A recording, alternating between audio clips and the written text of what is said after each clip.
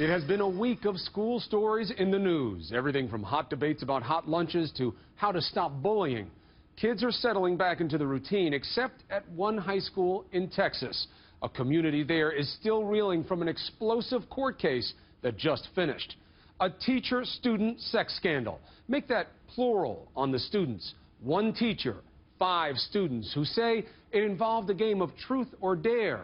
But in this case, nobody won. Here's Deborah Roberts. Welcome to Kennedale High School, just outside Fort Worth, Texas, a conservative cow town. Brittany Collops, a 12th grade English teacher, is finishing up her first year. Petite and 28 years old, she's become wildly popular and chummy with the athletes in her classroom, and by all appearances seems happily married, living an idyllic life in the suburbs, raising 3 children. Just hearing your side of the story. Now, Collops is no longer that popular teacher at Kennedale High. These days, she's in a yellow jailhouse jumpsuit with lots of time on her hands. 5 years to be exact. You read and you write and you just... How did she wind up here inside county lockup? It all began with a simple text to a student, a star athlete in her class. Collops asks him, "Do you know what time the baseball game starts?" In the weeks that follow, Brittany Collops will exchange 300 pages of sexually explicit text with that student known in court documents as Aaron. And she's telling him to skip class and come to her classroom and have a rendezvous with her. They never have that rendezvous, it turns out.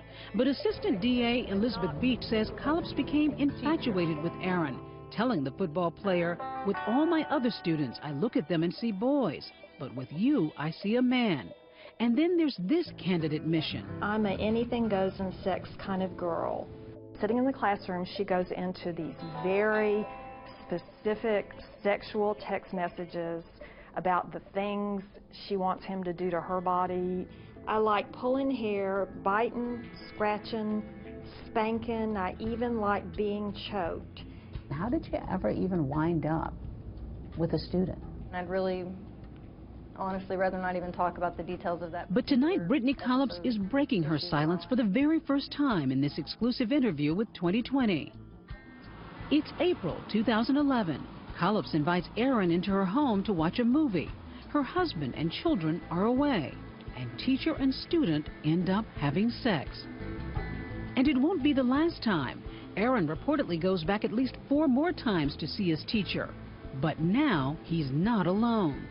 On May 10, 2011, Aaron brings 3 friends, all football players, to Collops' home for spaghetti dinner.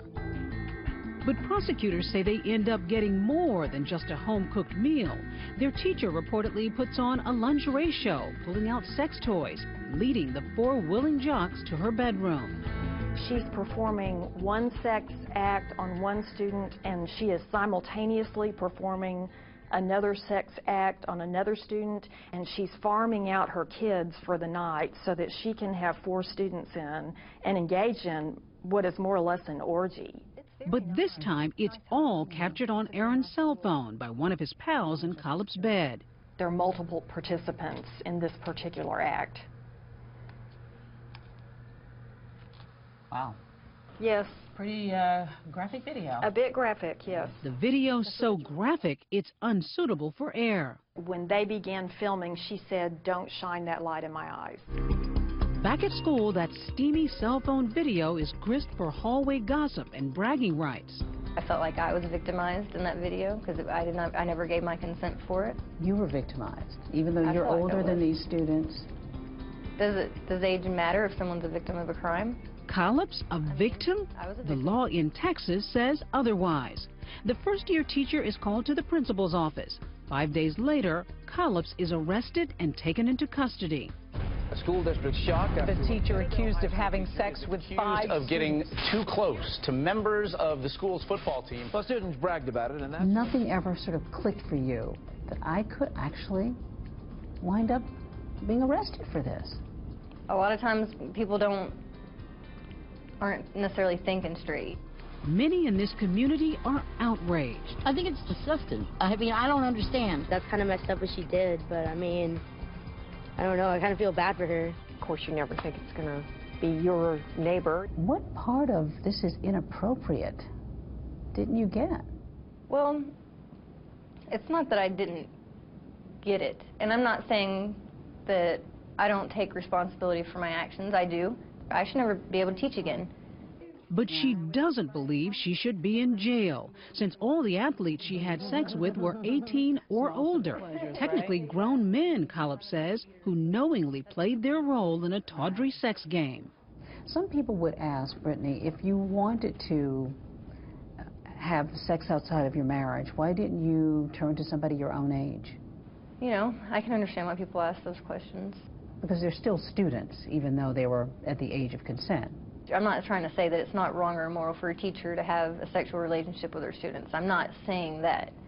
But I don't think in this situation where they were legal, consenting adults, it should not affect me or anybody else legally. But in Texas, it does. The law clearly says that no teacher can have sex with any student at any age in 12th grade or below. These were 18 and 19-year-old boys who seemed to be consensual. Where's the crime? Who has more power in the classroom? Does the teacher have more power or does the student have more power? The teacher has more power, and so the teacher can use that power to sexually exploit students in the classroom, even if those students are 18 years old. And even if they're willingly going along with the teacher in some sexual game? Yes. Is Brittany Kollop a sexual predator? In my opinion, she is. In no way, shape, or form was I ever preying on anybody. I never coerced anybody to do anything. I never bribed anybody to do anything. I didn't offer grades in exchange for anything. Last month, a jury heard explicit and damning testimony. She said that she craved that I had something that she wanted. All 5 of the teens end up testifying, beginning with Aaron. The very first thing was when she actually brought out some toys. What happened with the clothes? They came off. Everybody's clothes? Yes, ma'am. Then the defense's argument. You look excited to be there. Would that be fair to say?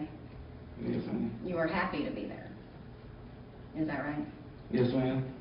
Are they victims? Not in my opinion.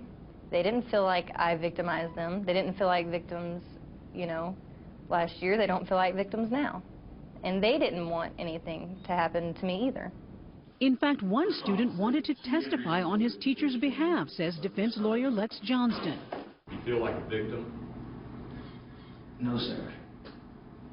Do you know what you were doing back then? Yes, sir. Not a single one of them feels that they are victims. They didn't want this to go to court. Do you think what she did was wrong? Morally, yeah. These were men who pursued her, took advantage of a mother who's separated from her husband. Wait a minute, you're saying the guys took advantage of her? Yes. We're supposed to feel sorry for Brittany? I feel sorry for Brittany. The jury apparently did not. They find Kollop's guilty of 16 counts of inappropriate behavior with the student, sentencing the teacher to 5 years in prison.